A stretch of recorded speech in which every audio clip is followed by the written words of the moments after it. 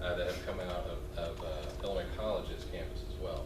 I got to see a really good video that was made by a staff member, Tim, I believe, and so he made one that had football footage, more of a public-facing nature.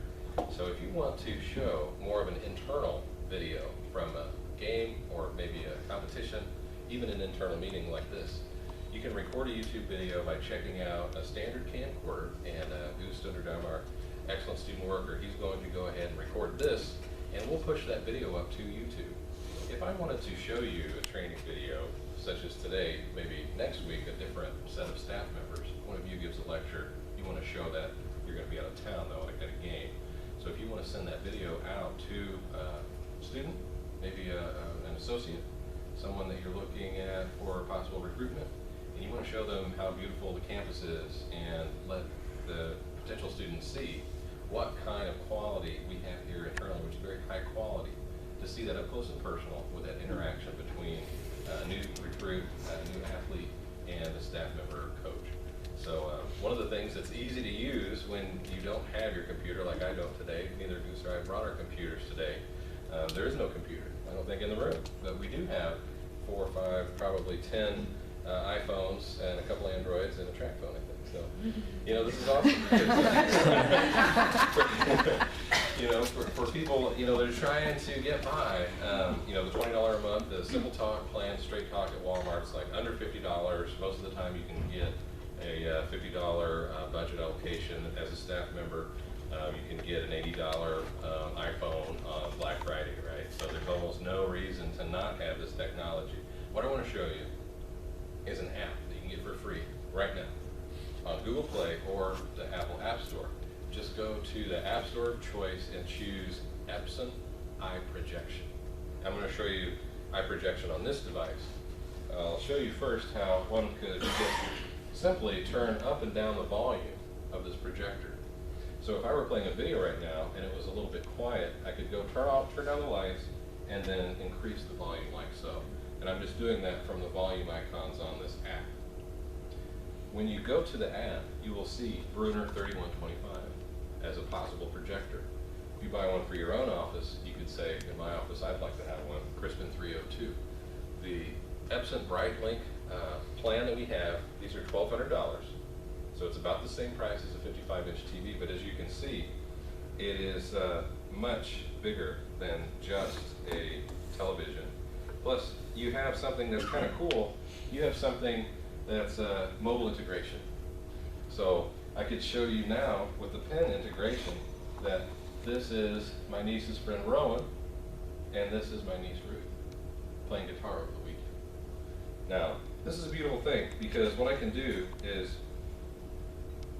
zoom in with your standard swiping gestures. If you're on the field and you want to say, you know, quarterback, through, long, you want to show that. Now, if you want to use the pen with a PC, you can certainly do so. Just like Mike Fratello, the czar of the telestrator back in the day when Jordan was 3-feeding, remember that? And so it's an awesome thing to show someone what you can do with your content. And that's what's important. The technology is not important.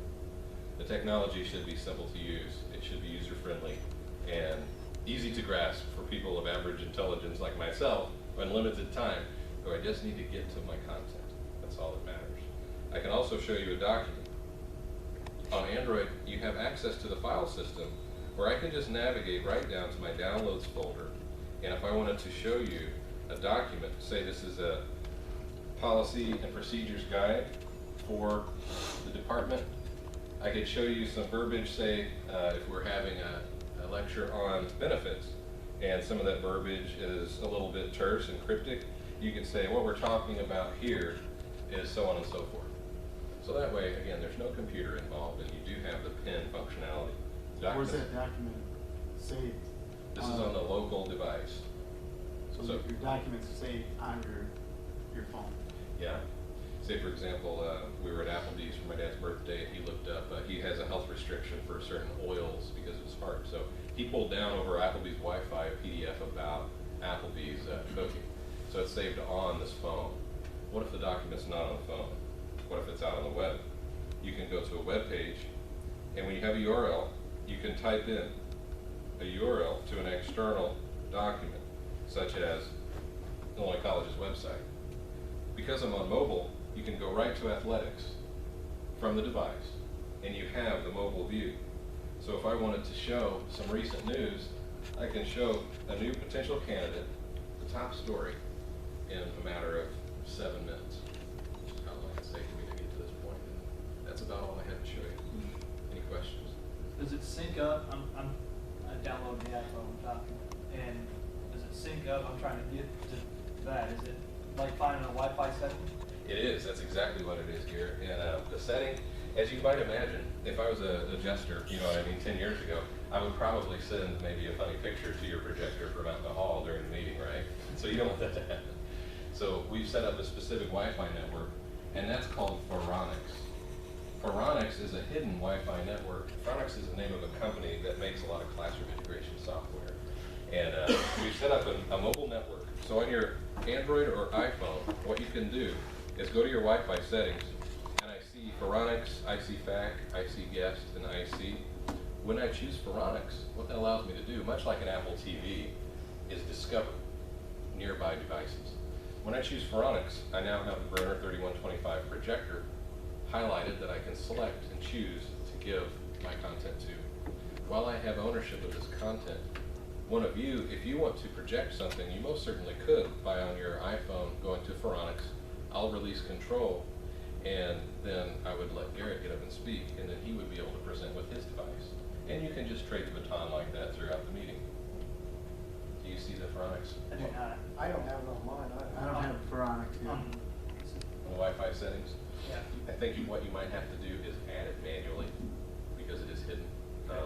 There's no password on it, so that's why we have it hidden. Otherwise, students would, if they found out that, they would just be able to, have some fun, but they wouldn't do that. But Is there a setting, a security setting for that? no, it's actually open. Yeah, it's not encrypted, so don't use Phoronix for your Amazon purchases and the like. Yep. So it's literally just type in Phoronix. Yeah, it should not be case sensitive. And I don't want to go over, I know you guys have important items on the discussion, but if you want to, just go ahead and email helpdesk@ic.edu. And what will happen is one of... I got it. It is case sensitive. It is? Okay, Yeah. cool. Thank you. Yeah, so it should be great to get an adapter and plug this HDMI into your tablet if you had a regular to mini or micro HDMI adapter. I think the Nexus 7 does not have an adapter for HDMI. So if you wanted to project from your tablet that you just bought, your Google Nexus 7 maybe, you could use this iProjector app to show your content. The other connection that you have for your laptop, and this is the one that I recommend, is that you just plug in this DisplayPort adapter to your laptop. If it's not working, shut the laptop down, start it up from scratch, and then put in a ticket. We'll come over and update your video driver. This should work on Macs or anything else that just has strictly the VGA and the audio. This has the audio and the video. Now, if you want to switch inputs, say it's not showing up, the remote here has a source search, and when you hit that, what it'll do is it'll automatically cycle through any hot inputs going to the device, and it'll discover that audio. Last thing on the agenda is just that the digital pins, when you connect this guy, looks like a network cable, but it's USB. That essentially turns this digital pin into a mouse control for your computer's display. So you can click things. You can also go into pin mode and then, just like a telestrator, draw on top of the computer's projection. So you can play a DVD on your laptop, for example, and draw over the DVD when you pause it. You can say, he's going to go, well, watch this guy. So much like a telestrator. If you have any questions, definitely email us. That's why we installed 8 of these on campus. There's one in Parker 104, Parker 210, Crispin 101, Crispin 107. There's one in Kirby 224, Kirby 237. The library in the Digital Learning Center has one that's actually one of these, looks like R2-D2 on a table, and he projects down on the table itself, so you can sit down and huddle and create your video that way. So hopefully that's helpful to you. And just pull us aside if you want some additional training